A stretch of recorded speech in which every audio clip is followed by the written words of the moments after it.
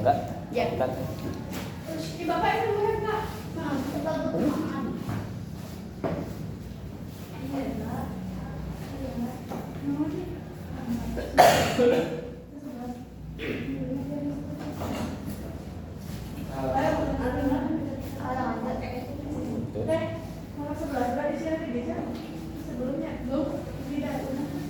Udah ada.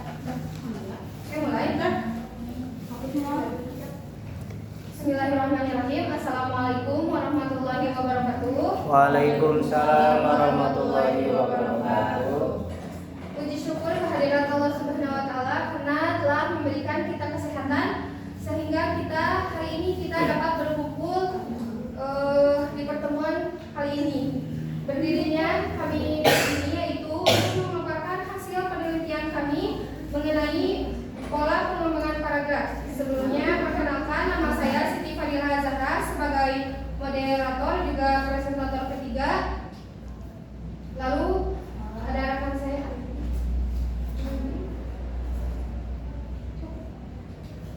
Saya Ruby sebagai presentator pertama dan rekan saya Muhammad Abdul Aziz sebagai presentator kedua. Baik, tanpa berlama-lama langsung saja kita masuk ke materi pertama yang akan dibawakan oleh Ardi.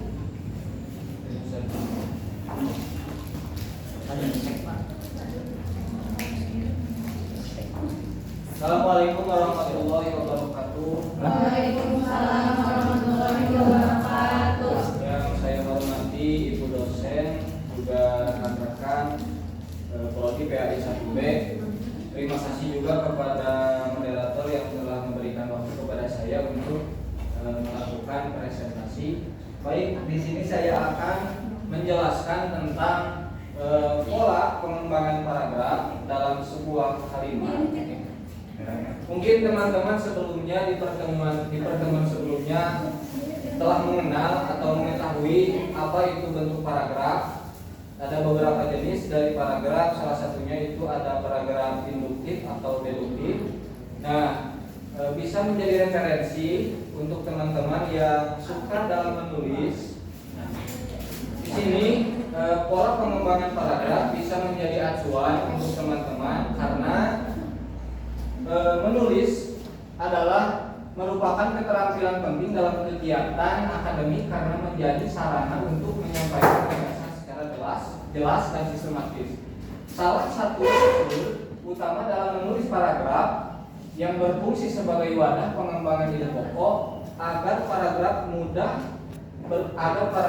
dipahami dan memiliki alur yang logis.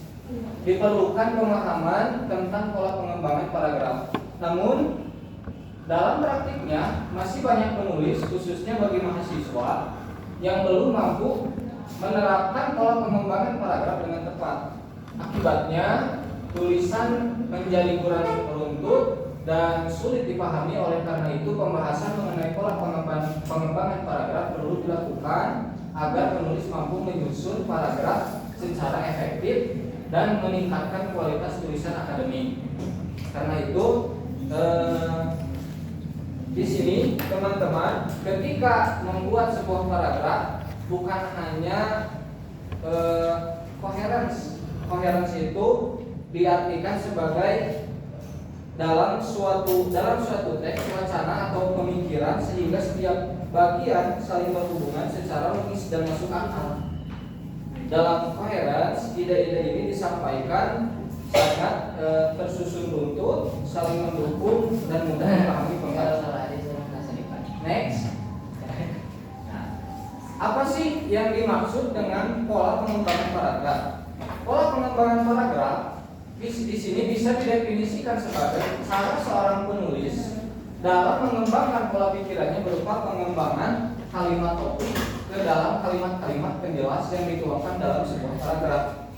Nah, karena itu pola pengembangan paragraf biasanya dikategorikan menurut dua pendekatan utama. Yang pertama ada berdasarkan teknik pengembangan, yang kedua berdasarkan isi atau tujuan pengembangan. Poin yang pertama yang tadi berdasarkan teknik pengembangan, yaitu ada dua poin. Yang pertama alamiah itu yang mengikuti alur alami pemikiran. Yang poin kedua yaitu logis, menggunakan pola-pola tertentu seperti klimaks, anti klimaks, umum ke khusus atau khusus ke umum. Bagian keduanya yaitu berdasarkan isi atau tujuan pengembangan. Nah, di sini di poin kedua ada beberapa poin, yaitu yang pertama perbandingan, misalnya sebab akibat, menggunakan pola pengembangan sebab akibat. Yang kedua klasifikasi, mengelompokkan ide atau objek. Yang ketiga definisi luas atau menjelaskan makna secara menyeluruh. Next. Nah, di sini ada metode pengembangan paragraf. Teman-teman bisa menggunakan 6 metode ini untuk ketika teman-teman membuat sebuah paragraf, entah itu paragraf induktif atau deduktif. Nah, di sini teman-teman bisa menggunakan metode paragraf yang ini. Yang pertama ada klimaks dan anti klimaks. Yang kedua ada umum ke khusus. Yang ketiga ada khusus ke umum. Yang keempat sebab akibat. Dan yang kelima klasifikasi, juga yang terakhir definisi luas. Nah, saya akan jelaskan dalam 6 metode ini. Mungkin yang pertama bisa dijelaskan oleh saya, yaitu tentang klimaks. Di sini ada pola pengembangan menggunakan metode klimaks. Apa sih pola pengembangan menggunakan metode klimaks itu? Yaitu metode klimaks adalah menyusun alinea dari gagasan bawahan yang paling rendah kedudukannya, kemudian berakhir ke gagasan sampai gagasan yang tertinggi kedudukannya atau kepentingannya. Contoh, jadi maksud dari klimaks itu ketika teman-teman membuat sebuah paragraf itu disusun dari alinea atau gagasan utamanya yang berangsur dari bawah menuju ke poin tertingginya, kepentingannya, tertinggi kedudukannya. Contoh, saya berikan contoh di sini dalam dampak perubahan iklim. Contoh, dampak perubahan iklim sudah mulai terasa. Kenaikan suhu global menyebabkan mencairnya gletser kutub yang berdampak naiknya permukaan air laut. Kenaikan permukaan air laut ini mengancam kota-kota pesisir dan komunitas pulau kecil, meningkatkan resiko banjir dan abrasi. Puncaknya, perubahan iklim dapat memicu bencana dan berskala besar dan kerugian ekologis yang parah, mengancam keberlangsungan hidup miliaran orang di seluruh dunia.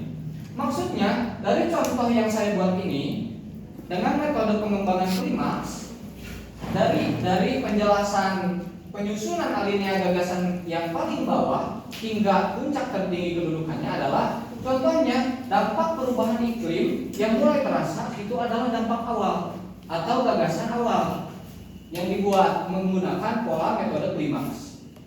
Lalu kenaikan suhu global menyebabkan mencairnya gletser kutub. Nah, baru diangsur itu dalam penjelasan yang spesifik. Yang berdampak naiknya permukaan air laut mengancam kota-kota pesisir di komunitas pulau kecil. Nah, itu dampaknya, dampak besarnya. Puncaknya di sini, puncaknya ialah perubahan iklim dapat memicu bencana alam berskala besar dengan kerugian ekologis yang parah, mengancam keberlangsungan hidup miliaran orang di seluruh dunia. Mungkin itu klimaks. Next. Nah, contoh yang lain. Tadi saya mengambilnya dari alam, tentang alam. Di sini contoh klimaks, paragraf yang menggunakan pola metode klimaks adalah awalnya warung itu terasa sepi, terasa seperti ruang sunyi yang hanya diisi oleh dentingan sendok kopi dan desiran angin malam yang menembus celah-celah jendela. Nah, itu gagasan awal, gagasan bawah. Seorang pria tua duduk sendirian di sudut menatap secangkir teh hangat. Nah, sementara kasir sibuk menata kembalian dengan gerakan perlahan. Nah, itu gagasan spesifiknya. Lalu namun seiring berjalannya waktu, suara motor melaju di jalan depan mulai terdengar lebih ramai. dan satu persatu orang mulai masuk, mahasiswa dengan tas ransel, ibu-ibu membawa belanjaan, serta pekerja kantoran yang mencari tempat singgah cepat. Nah, lalu tawa ringan dan percakapan mulai mengalir. Meja-meja yang semula kosong ini penuh dengan piring nasi goreng, es kelapa muda, dan gelas-gelas kopi yang berderang. Warung yang semula sepi mengubah menjadi pusat keramaian dengan aroma makanan yang menggugah, musik dangdut. Nah, ini puncaknya, musik dangdut yang mengalun pelan dan suasana hangat yang membuat setiap pengunjung merasa berada di rumah sendiri. Next. Lanjut, pola pengembangan menggunakan metode klimaks. Anti klimaks ini kebalikan dari pola pengembangan menggunakan metode klimaks. Kalau anti klimaks yaitu lawan dari klimaks. Pola ini menyajikan lebih dahulu gagasan tertinggi, lalu yang kompleks kedudukannya atau pembentukannya baru diikuti dengan gagasan-gagasan berupa rincian yang dianggap sebagai gagasan bawahan yang gagasannya dianggap kurang penting kedudukannya. Saya kasih contoh di sini. Hari ini adalah hari ibu berulang tahun. Perencanaan perayaan sudah dibuat sejauh-jauh hari. Sang anak yang ingin membuat kejutan mulai membeli peralatan untuk membuat kue. Lalu sang ayah menghias rumah supaya suasana menjadi meriah. Dalam contoh ini saya buatkan yang dimaksud kebalikan klimaks dan anti klimaks. Anti klimaks ini disusun dari gagasan yang paling tinggi. Kenapa? Karena dari contoh ini seorang ayah dan anak sedang merencanakan perayaan ulang tahun untuk ibunya, untuk sang ibu. Lalu sang anak ingin membuat kejutan, mulai membeli peralatan untuk membuat kue. Karena gagasan akhirnya tidak diketahui. Gagasan akhirnya karena gagasan bawahannya kita tidak diketahui apakah sang ibu bisa senang atau tidak dengan kejutan yang dibuat oleh anak dan suaminya. Next. Lanjut. Di sini ada pola pengembangan dalam bentuk umum khusus. Dalam metode umum khusus. Apa sih? Mungkin teman-teman sudah mengetahui sebelumnya tentang paragraf deduktif atau induktif. Nah, biasanya paragraf deduktif atau induktif itu menggunakan salah satu metode umum ke khusus atau khusus ke umum. Nah, di sini deduktif paragraf umum ke khusus menggunakan metode jenis paragraf deduktif. Karena apa? Paragraf umum dan khusus dimulai dengan gagasan umum yang biasanya gagasan utama, kemudian diisi dengan gagasan khusus yang merupakan gagasan penjelas atau rincian dari gagasan utama itu. Paragraf ini biasanya disebut dengan paragraf deduktif. Next. Contoh. Dari paragraf umum ke khusus, saya berikan contoh seperti sarapan mempunyai sejumlah manfaat bagi tubuh. Pertama, sarapan dapat memberikan energi dalam tubuh sehingga tubuh pun bisa beraktivitas di pagi hari secara optimal. Nah, di sini kita bisa tahu bahwa itu gagasan umum. Dilanjut, selain itu sarapan juga akan membuat perut lebih kenyang sehingga perut kita pun tidak mudah lapar dan terhindar dari obesitas. Semua manfaat tersebut bisa dirasakan bila asupan makanan yang kita jadikan sebagai sarapan adalah makanan yang sehat dan bergizi. Jadi ini adalah dari pola yang pertama dibuat untuk umum karena sarapan itu umumnya kita bisa menjadi kuat, bisa menjadi lebih bertenaga untuk beraktivitas di pagi hari. Nah, khususnya itu sarapan bisa menjadi makanan yang bisa menjadi asupan yang sehat bagi kita asalkan dengan makanan yang sehat dan bergizi. Mungkin itu yang bisa dapat saya sampaikan. Untuk lanjut penerangan selanjutnya akan dijelaskan oleh rekan saya yang bernama Muhammad Hafiz. Terima kasih. Oke, assalamualaikum warahmatullahi wabarakatuh. Waalaikumsalam. Baik, saya akan menjelaskan melanjutkan pembahasan paragraf perkembangan khusus ke umum. Apa yang tadi telah disampaikan oleh teman kelompok saya itu adalah umum ke khusus, itu paragraf deduktif. Jika umumnya ke khusus itu kebalikannya yaitu paragraf induktif. Jadi paragraf tersebut induktif ataupun produktif itu ke umum ialah paragraf yang dimulai dengan gagasan ke khusus sebagai gagasan penjelas atau rincian, lalu diakhir dengan gagasan umum yang merupakan gagasan utama. Nah, di situ juga ada contohnya. Jika dibuang ke tempat sampah pada umumnya, maka sampah elektronik tidak bisa diurai secara alami. Lainnya, sampah-sampah organik. Hal ini dikarenakan banyak komponen yang terkandung dalam suatu sampah elektronik. Selain itu, dengan beberapa bahan kimia yang terkandung dalam jenis sampah ini bisa menimbulkan ledakan ataupun membahayakan dalam lingkungan sekitar. Dilihat dari dua awal pertama, jika dibuang ke tempat sampah pada umumnya, maka sampah elektronik tidak bisa diuraikan secara alami seperti sampah organik. Hal ini disebabkan banyaknya komponen yang terkandung dalam suatu sampah elektronik. Selain itu, kandungan beberapa bahan kimia yang terkandung dalam jenis sampah ini bisa menimbulkan ledakan dan pencemaran lingkungan yang dapat membahayakan lingkungan sekitar. Kategori kalimat atas menyajikan faktor-faktor yang menjelaskan menghapus sampah elektronik tidak dapat diperoleh seperti sampah biasanya yang merupakan gagasan khusus yang menjadi gagasan penjelas.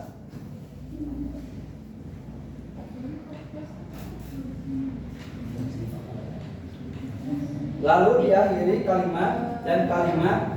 Dengan demikian bisa kita simpulkan bahwa sampah elektronik sebaiknya tidak dibuang ke tempat sampah, dibuang ke tempat sampah umumnya. Dalam akhir paragraf yang setelah menyajikan faktor-faktor khusus, paragraf ini diakhiri dengan pernyataan yang bersifat umum yang merupakan gagasan utama bahwa sampah elektronik tidak bisa dibuang sama sampah ibu rumah tangga.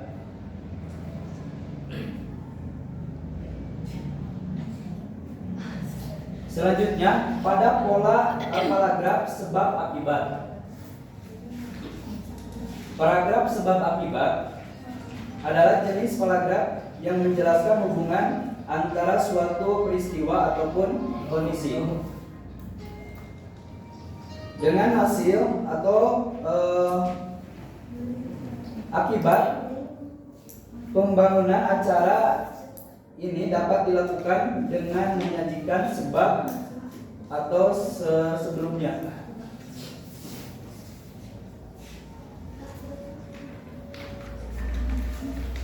Akibat sebab gagasan utama dan menjelaskan penyebabnya.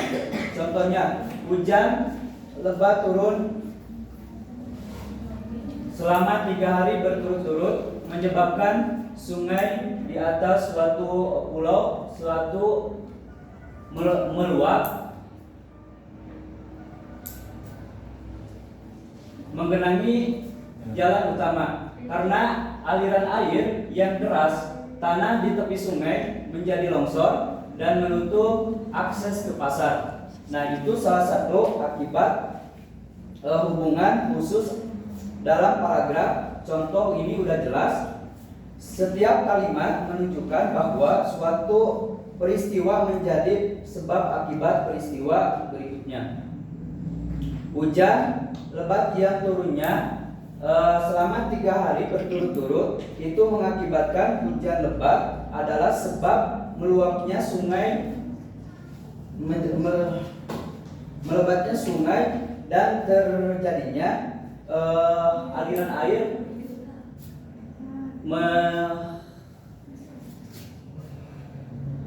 meluapnya air untuk membanjiri suatu jalan sampai menjadi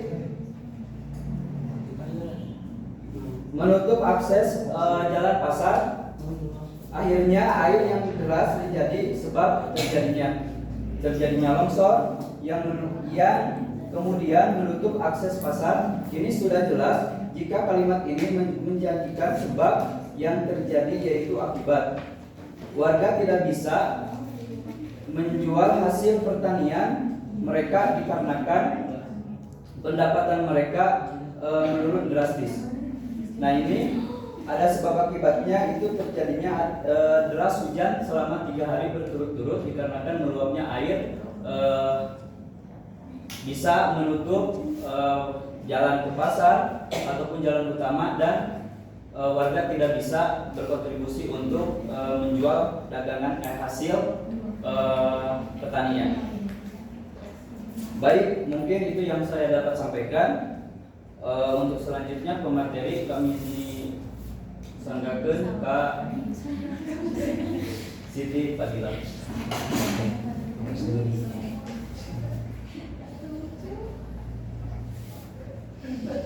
Baik, di sini ada 2 pola pengembangan paragraf, ya, dua poin terakhir dalam pola pengembangan paragraf, yaitu ada pola definisi, paragraf klasifikasi. Definisi.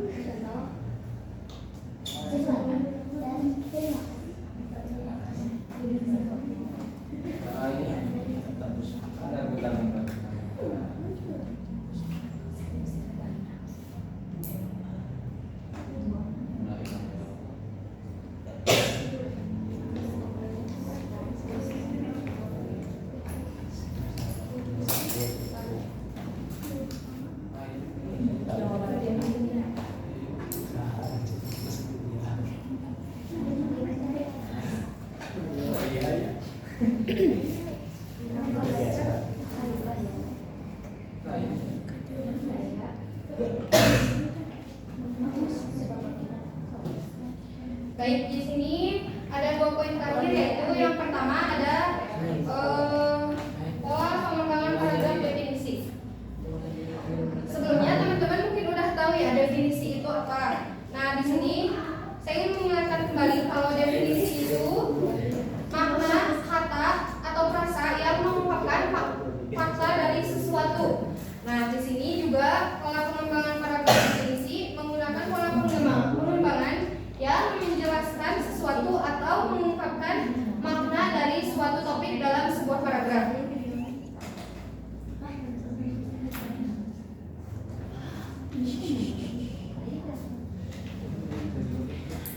Definisi luas adalah cara untuk menyajikan dan menjelaskan suatu konsep atau ide secara menyeluruh. Ketika kita berbicara tentang definisi luas, kita berusaha untuk merangkum semua aspek penting dari konsep tersebut. Ini melibatkan penjelasan yang mendalam dari dan hubungan konsep tersebut dengan hal-hal lainnya. Lalu ada contoh paragraf definisi. Di sini ada contohnya, itu keadilan dapat dipahami sebagai prinsip moral yang mengatur perlakuan adil dan setara terhadap setiap individu dalam masyarakat.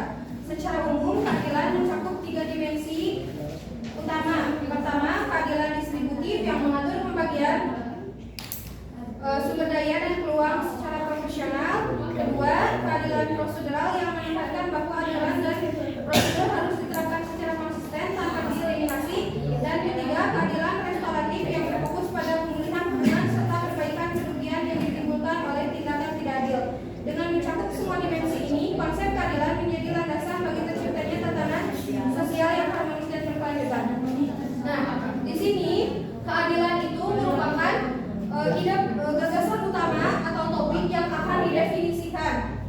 Lalu ada kalimat keadilan dapat dipahami. Nah, dapat dipahami itu menjadi penanda makna keadilan akan didefinisikan dalam paragraf kali ini. Lalu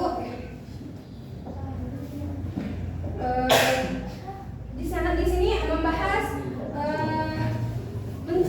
keadilan mencakup beberapa pilar utama. Nah, kata mencakup ini menandakan jika definisi dari keadilan itu akan dijadikan diperluas menjadi beberapa poin.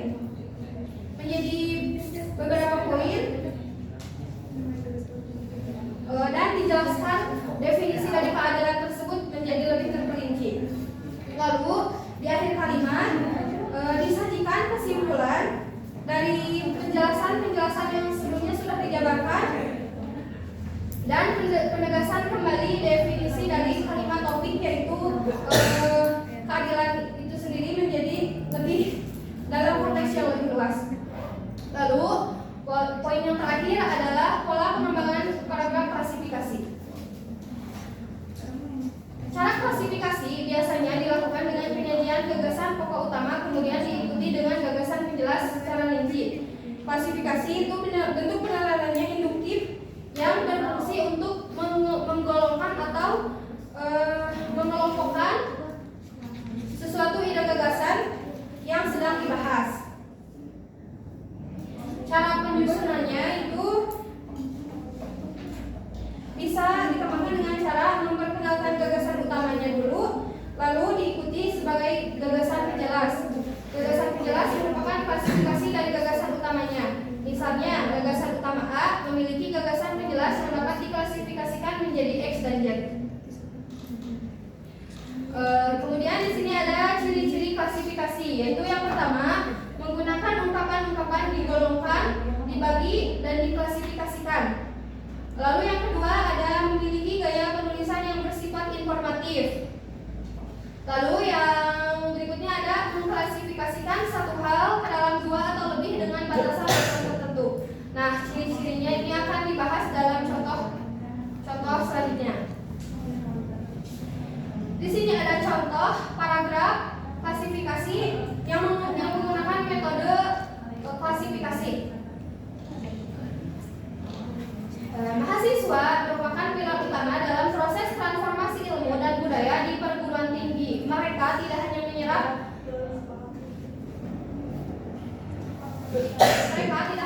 pengetahuan melalui kuliah, tetapi juga aktif terlibat dalam penelitian, diskusi kelompok, dan proyek pengabdian masyarakat yang berdampak langsung pada lingkungan sekitar. Selain mengejar prestasi akademik, mahasiswa juga mengembangkan soft skill seperti kepemimpinan, kerja tim, dan komunikasi melalui organisasi kemahasiswaan, seperti organisasi kemahasiswaan, klub seni, atau unit kegiatan mahasiswa lainnya.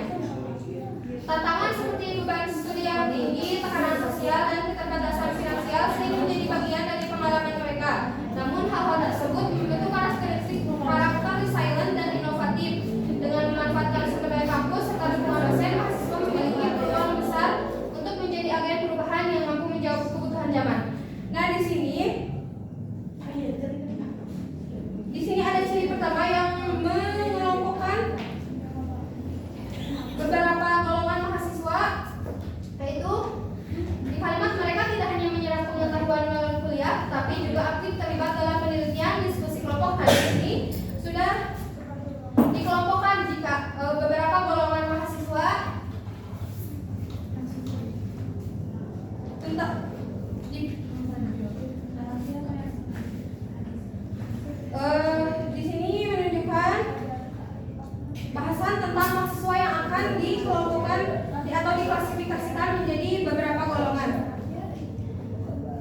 Lalu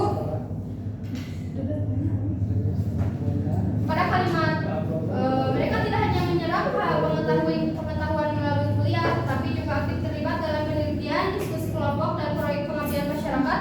Itu merupakan ciri paragraf klasifikasi yang memiliki gaya penulisan yang informatif. Di sini paragraf di sini menyajikan menuliskan fakta tentang aktivitas mahasiswa dan tidak ada unsur emosi dalam kalimat ini. Lalu ciri terakhir yaitu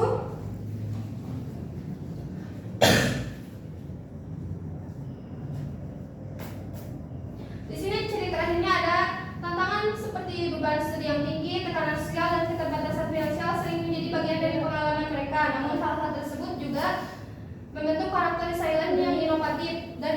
Nah, contoh terakhir ini ada pengklasifikasian atau pengelompokan dan peran mahasiswa, juga pengalaman mahasiswa. Mungkin hanya itu yang bisa saya sampaikan. Jika ada pertanyaan, dipersilakan.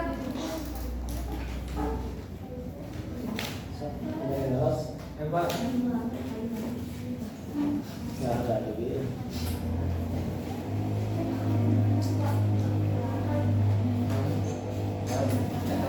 Action. Bisa tidak ya memberi contoh lagi tentang definisi luas? Contoh paragraf definisi luas. Bisa berikan lagi.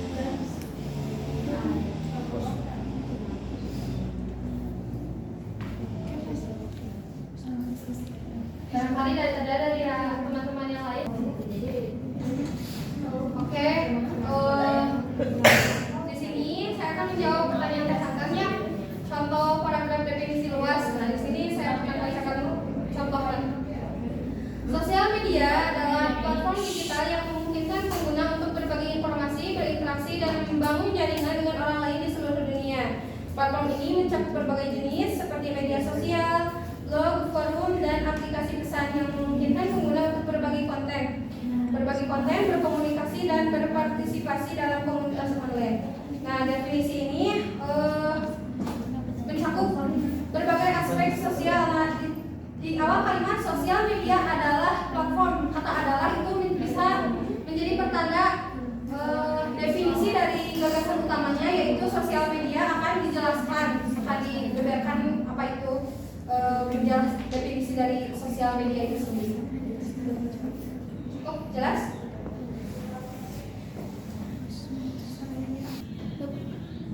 Izin bertanya, tadi kan definisi luas itu adalah cara untuk menyajikan dan menjelaskan suatu konsep atau ide secara menyeluruh.